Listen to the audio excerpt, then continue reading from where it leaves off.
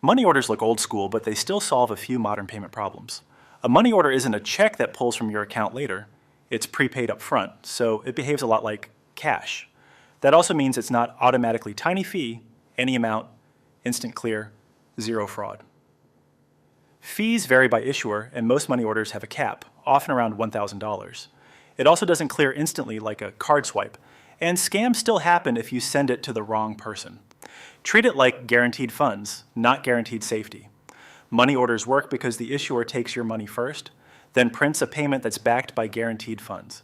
You pay the issuer in cash or debit, and they create the money order for that exact amount. Then you fill in the payee and your information as the purchaser, and you sign it. After that, don't alter it, because changes can make it invalid. The recipient can deposit or cash it like a check. Your receipt matters because it's what you use if it's lost. The real cost of a money order is more than the printed amount, and the limits can surprise people. The purchase fee is often about $1 to $5, but many issuers cap each money order at $1,000, so large payments may require multiple fees. Add-on services can cost $10 to $30, and if something goes wrong, you may pay a stop payment fee around $10 to $35. Your receipt is the proof you bought it. Replacements can take 30 to 60 days, so it's not a fast fix. Money orders are popular because they're widely accepted and predictable, but they trade convenience and protections for that simplicity.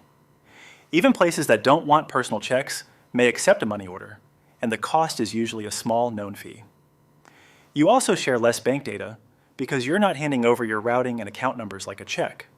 The downside is you usually buy one in person, and limits make them bad for big bills.